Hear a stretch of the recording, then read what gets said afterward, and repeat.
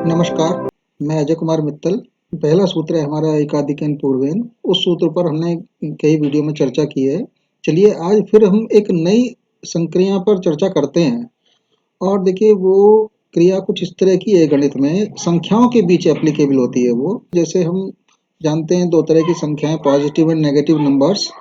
तो पूरी की पूरी संख्या को नेगेटिव यानी कि उसके ऋणात्मक रूप में प्रदर्शित करने की बजाय हम इस क्रिया के माध्यम से उस संख्या के किसी एक अंक को या कई अंकों को भी व्यक्तिगत रूप से उनके नेगेटिव फॉर्म में रिप्रेजेंट कर सकते हैं। आप कहेंगे कि ऐसा कैसे हो जाएगा किसी एक अंक को? तो चलिए उस क्रिया के बारे में समझते हैं। और इसमें भी हम कई सूत्रों का इस्तेमाल करेंगे, लेकिन आज हम एकाधिकन पूर्वेन जो हमारा सूत्र है, आज हम उसी को उसमें देखने का प्रयास करेंगे। तो चलिए उस क्रिया की बात करते हैं और उसको कहते हैं विनयकुलम। और जब विनयकुलम की बात आती है तो विनयकुलम से हमारा तात्पर्य है किसी भी संख्या के किसी एक अंक को उसके 10 में से माइनस करना, 10 में से घटाना, यानी कि 10 के सापेक्ष उस संख्या का अंतर। हम पॉजिटिव संख्या की बात करेंगे तो पॉजिटिव संख्या के सभी अंक पॉजिटिव ही होंगे। तो उन पॉजिटिव में से किसी एक अंक को हम उसके नेगेटिव में कन्वर्ट करना सीखेंगे। इसको समझने के लिए हम एक संख्या लेते हैं। मान लीजिए, जैसे कि मान लीजिए हमारे पास कोई एक संख्या है 56। ये अपने आप में एक पॉजिटिव नंबर है। और पॉजिटिव नंबर है तो इसको हम 5 को और 6 को अगर हम ध्यान से देखें तो 5 हमारा दहाई का अंक है यानी कि 50, और 6 हमारा इकाई का अंक है यानी कि 6। तो 50 और 6 मिलकर के हमारा बन जाता है 56। तो 50 में जो 5 है वो भी हमारा धनात्मक है जो दहाई को शो कर रहा है, और 6 भी हमारा धनात्मक है, इसलिए पूरी संख्या हमको धनात्मक दिख रही है। लेकिन हम एकाधिकन पूर्वेन का इस्तेमाल करके हम इस संख्या के किसी भी अंक को, चाहे हम 6 को या केवल 5 को, हम उसके नेगेटिव के रूप में प्रदर्शित कर सकते हैं। अब जैसे मैं एकाधिकन पूर्वेन से कुछ संख्याओं का मैं चेंज करना लिखता हूँ। पहले मैं आपको कन्वर्जन सिखाऊंगा और फिर उसके भीतर उसका रीजन क्या है उसको हम एकाधिकन पूर्वेन का जो नियम लग रहा है वो क्यों लग रहा है उसको हम थोड़ा सा एक्सपेंड करके समझने का प्रयास करेंगे। जैसे एक संख्या इसी को लेते हैं हम 56। इसमें अगर हम एकाधिकन पूर्वेन लगाएं और मान लीजिए हमको जिस विनकुलम की हम बात कर रहे थे, जिस क्रिया की हम बात कर रहे थे, उसको हम 6 पर अप्लाई करना चाहते हैं। तो आप देखिए मैंने कहा कि विनकुलम का जो क्रिया है वो 10 के सापेक्ष हम अप्लाई करेंगे।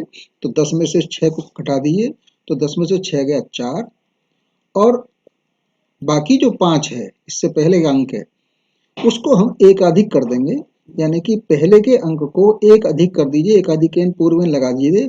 तो 5 से एक अधिक होकर के आ गया 6। लेकिन जिसको हमने 10 में से 6 घटाया था, जहां पर हमने विनकुलम लगाया था, हम चूंकि वो पॉजिटिव अंक था तो अब उसको व्यक्तिगत नेगेटिव कैसे दर्शाएं, उसके लिए हम उसके ऊपर एक बार लगा देते हैं। तो मैंने लिख दिया 56 को 6 4 बार। ये मैंने विनकुलम 6 पर अप्लाई कर दिया है, इसके इकाई के अंक पर अप्लाई कर दिया है। इसी तरह से मान लीजिए कोई संख्या हम लेते हैं 23। तो इसको अगर हम 3 के प्लेस पर विनकुलम लगाते हैं तो आप देखिए 10 में से 3 गया 7, तो ये बार 7 हो गया। और यहाँ एकाधिकन पूर्वेन लगा देंगे तो 2 से अधिक 1 हो गया 3। चलिए 3 अंकों की कोई संख्या लेते हैं। मान लीजिए हमारे पास कोई संख्या है 147। अब मैं इसको 7 पर अप्लाई करना चाहता हूँ। तो देखिए 7 पर 10 में से 7 घटा दीजिए तो 10 में से 7 गया 3, तो ये बार 3 में कन्वर्ट हो जाएगा। और जैसे ही विनकुलम लगेगा तो उससे पहले के अंक में एकाधिकन पूर्वेन कर दीजिएगा तो 4 और 1 5 हो जाएगा। एक हमारा ऐसा ही रहेगा क्योंकि विनकुलम हमने 7 पे लगाया था, तो उससे एकाधिकन पूर्वेन करना है तो 4 में एक अधिक करके 5, बाकी एज इट इज। इसी संख्या में 147 में अगर हम केवल 4 पर विनकुलम लगाएं, केवल यहाँ पर लगाएं, तो देखिए 7 हमारा अब एज इट इज रहेगा क्योंकि विनकुलम हमें 7 पर लगाना है। 4 पर लगाना है तो 7 में कोई परिवर्तन नहीं होगा। अब 4 में विनकुलम लगाना है तो 10 में से 4 घटा दीजिए तो 10 में से 4 गए 6, तो ये बार 6 हो जाएगा। और इससे जो पहला अंक है एकाधिकन कर दीजिएगा, जो हमारा 1 है उससे 1 अधिक कर दीजिए तो ये हो गया हमारा 2। तो इस तरीके से हमने विनयकुलम अप्लाई कर दिया। मान लीजिए कि हमारे पास जो 56 संख्या थी ये वाली, इस 56 में हम विनयकुलम 5 पर लगाना चाहें यहाँ पर, तो देखिए 6 हमारा एज इट इज रहेगा और 5 पर हम विनयकुलम लगाएंगे तो 10 में से 5 गए 5, अब ये बार 5 बन गया। और चूंकि इससे पहले कोई अंक नहीं है इसलिए हम शून्य मान सकते हैं, तो एक अधिक कर दीजिए, शून्य में एक जोड़ेंगे तो एक आ जाएगा, तो 1 5 बार 6, यानी कि 5 6 को हम 1 5 या 56 को हम 1 5 बार 6 भी कह सकते हैं। मान लीजिए कोई और संख्या लेते हैं, 147 जो हमारी संख्या थी 147, हम यहाँ 1 पर अप्लाई करना चाहते हैं विनयकुलम, तो देखिए 7 हमारा एज इट इज रहेगा, 4 एज इट इज रहेगा और 1 में आप विनयकुलम लगाइए तो 10 में से 1 गया तो यहाँ आ जाएगा 9, तो बार 9, और इससे पहले कोई अंक नहीं है इसलिए शून्य मान करके एक अधिक कर दीजिएगा, तो एक अधिक कर देंगे, 0 + 1 1 हो गया, तो 19 बार 47। अब आप देखिए, आप कहेंगे कि ये क्या हो रहा है, ये जो संख्याएं हैं इनका स्वरूप ये नए रूप में बदलता जा रहा है, ऐसा क्यों हो रहा है? तो हम इसको थोड़ा सा मैथमेटिकली हम एक्सप्लेन कर सकते हैं। चलिए बारी बारी से समझते हैं। मान लीजिए हमारा 56 है, ये मैंने जो 56 को 6 4 बार लिखा, ऐसा क्यों हुआ? तो 56 को मैं लिख सकता हूँ, देखिए 56 को लिख सकते हैं 60 - 4। 56 केवल 50 से ही 6 ज़्यादा नहीं है, बल्कि ये 50 के नज़दीक भी है और 60 के नज़दीक भी है, तो 60 के रेस्पेक्ट में ये 4 लेस है। और अब आप देख सकते हैं कि इसमें जो इकाई का अंक है 4, वो नेगेटिव है, इसीलिए 4 हमारा बार बन गया, और 6 10 का जो मल्टीपल 6 है जो कि दहाई बन चुका है, ये पॉजिटिव है, इसलिए 6 का 6 रहा। तो आप देखिए 56 को हमने 6 4 बार में कन्वर्ट होते हुए देखा है, और वही मैंने यहाँ पर बताया था जिसमें मैंने एक आदिकेन पूर्वेन का नियम लगाया था।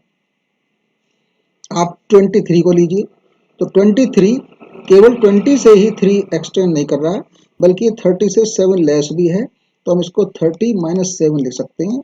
और अब नेगेटिव होते ही हम देख रहे हैं 7 जो इकाई का अंक है वो नेगेटिव हो गया, तो बार 7, और ये पॉजिटिव है तो 3 एज इट इज, तो 3 7 बार, वही मैंने देखिए यहाँ लिखा था। 147 है, 147, इसको हम 150 के नियरेस्ट मान सकते हैं, और ये 150 से आप देखिए 3 लेस है, और 150 से 3 लेस है, इसलिए 3 जो इकाई का अंक बन गया ये बार बन चुका, नेगेटिव हो गया है, और बाकी हमारा दहाई के स्थान पर 5 है तो वो एज इट इज रहेगा, और 1 जो है वो भी एज इट इज रहेगा, तो 153 बार, देखिए यही मैंने यहाँ लिखा था। जब हमने 4 पर विनोकुलम लगाया था तो 147 को हम, आप देखिए कि केवल ये 150 से ही के नज़दीक नहीं है, बल्कि अगर हम 100 के रूप में देखें तो ये 147 से नेक्स्ट 100 जो आएगा वो 200 है, इसका मतलब ये 200 से कुछ कम है। अब कितना कम है वो हम देख सकते हैं कि अगर 200 में से हम 60 माइनस करें तो कितना बचेगा 140, लेकिन 140 से ये 7 फालतू है, तो इसका मतलब 7 और हमको ऐड करना होगा। अब आप देख सकते हैं इस संख्या में इकाई का अंक 7 है, 10 का गुणक 6 है इसलिए दहाई बनेगा, ये 100 का गुणक 2 है इसलिए सैकड़ा बनेगा, तो इकाई की जगह पर 7 आपका पॉजिटिव नंबर है तो पॉजिटिव लिखने की आवश्यकता नहीं है। दहाई का अंक 6 है लेकिन वो नेगेटिव है, इसलिए 6 पर हमने बार लगा दिया, और सैकड़े का अंक 2 है जो कि पॉजिटिव है, इसलिए 2 हमारा पॉजिटिव है, तो 2 6 बार 7, देखिए वही हमारा आंसर यहाँ आ रहा था। ये हमने यहाँ पर, मैंने जो हर स्टेप में आपको यहाँ समझाया था, इन सभी स्टेप में एक आदिकेन पूर्वेन लगाया था कि जहां भी विनोकुलम लगाना था 10 में से उसको घटा करके बार की फॉर्म में लिखा था, और उससे एक अंक पहले वाले अंक में एक अधिक की वृद्धि कर दी थी, एक आदिकेन पूर्वेन का नियम लगा दिया था। तो आप देखिए संख्या वही है, उसका आंसर वही है जो हम यहाँ देख रहे हैं बार बार कि उसका रूप बदल रहा है। इसी तरह से अगर 56 है जिसको कि मैंने 15 बार 6 लिखा था, तो ये 56 इससे ठीक नेक्स्ट 100 के रूप में हम लिखें तो नियरेस्ट 100 बनेगा 100, और 100 में से अगर हम 50 माइनस करें तो हमें बचेंगे 50, हम जानते हैं, लेकिन ये 56, इसका मतलब 6 और हमको मोर करना होगा। तो अब आप देख सकते हैं फिर से ये इकाई का अंक बन गया, ये 10 की गुणा की वजह से दहाई का अंक है, ये 100 की गुणा की वजह से सैकड़े का अंक है। तो इकाई के स्थान पर 6 आपका पॉजिटिव, तो पॉजिटिव लिख ही नहीं रहे हम, केवल 6 लिखने से ही काम चल जाएगा। 5 10 का जो वो दहाई का जो अंक है वो 5 है लेकिन नेगेटिव है, तो 5 बार हो गया। और सैकड़े का अंक हमारा 1 है जो कि पॉजिटिव है, इसलिए 1 हो गया। तो 1 5 बार 6, वही हमारा यहाँ आंसर आ रहा था। इसी तरह से इसको देखिए 147, इसको अगेन हम लिखें तो ये नियरेस्ट 100 में अगर होगा तो 200 के रूप में होगा, जो कि हमने यहाँ लिखा था। लेकिन अगर हम इसको 1000 के रूप में लिखें, नियरेस्ट 1000, तो नियरेस्ट 1000 जो भी होगा वो आपका 3 डिजिट के बाद नियरेस्ट 1000 1000 आएगा। और 1000 में 100 चूंकि हमारा टर्म है, नंबर है, तो इसलिए इस संख्या को 100 में कन्वर्ट करने के लिए 1000 में से हमने मान लीजिए 900 लेस किया, तो आप देखिए कितना बच गया 100। और 100 में अभी हमें 47 और चाहिए, तो इसमें 47 हम ऐड कर दें, तो हमारे पास ये जो पूरा मान है ये 147 ही नजर आएगा। और अब इसको हम अगर संयुक्त रूप में लिखें तो आप देखिए इकाई का स्थान 7 है, दहाई का 4 है, और यहाँ 100 की गुणा की वजह से सैकड़े का अंक 9 हो गया, और 1000 की गुणा की वजह से 1 का अंक हमारा 1000 का अंक हो गया। तो इकाई पर 7 पॉजिटिव, दहाई पर 4 पॉजिटिव, नो चेंज है। लेकिन सैकड़े का 9 का जो अंक है वो नेगेटिव है, इसलिए यहाँ हमारा बार बन गया बार 9, और 1 पॉजिटिव है इसलिए 1। तो हमारा आंसर आ गया 19 बार 47, वो हमारा यहाँ आंसर आ रहा था। तो आपने देखा कि मैंने यहाँ पर सीधे सीधे किसी भी स्थान पर विनकुलम लगाना है, तो एक ही तरीका देखा हमने कि जिस अंक पर को भी आपको विनकुलम अप्लाई करना है तो वहां 10 में से उसको माइनस कर दीजिए, और उससे पहले अंक में एकाधिकेन पूर्वेन का नियम लगा दीजिए। आप कहेंगे कि इसकी आवश्यकता क्या है? तो इसकी आवश्यकता यह है कि जब हम इन संख्याओं को, जो कि बड़े बड़े अंकों के रूप में, जब 5 से अधिक यानी कि 6 7 8 और 9, जब ये अंक हमको किसी संख्या में दिखाई देते हैं तो हम उनको जोड़ना घटाने में थोड़ा सा हमको टाइम ज़्यादा लगता है।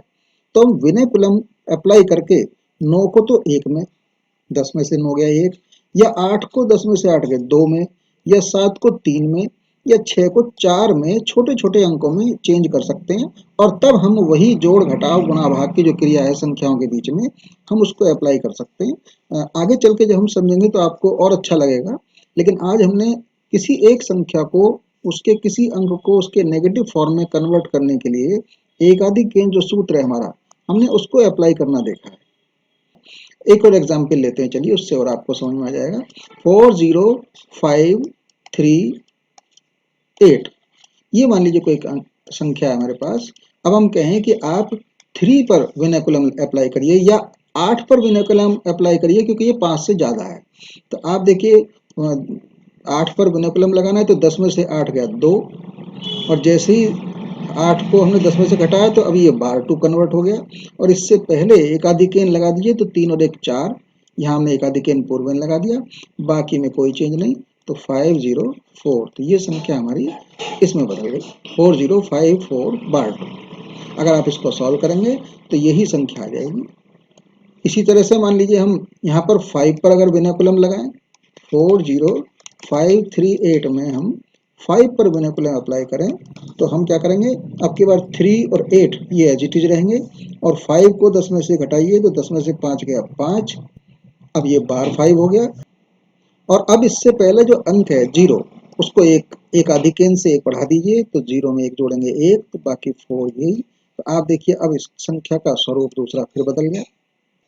और ये 5 डिजिट की संख्या है, इसको 6 में भी कन्वर्ट कर सकते हैं अगर हम विनकुलम यहाँ अप्लाई कर दें 4 पर।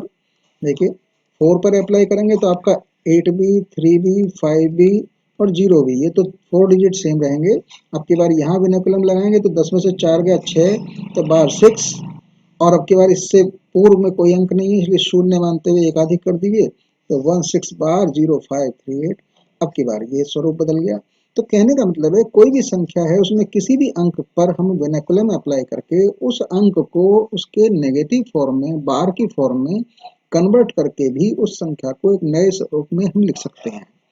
क्यों लिख रहे हैं इसको हम आगे की वीडियो में, इसका जब एप्लीकेशन समझेंगे तब आपको और आनंद आएगा।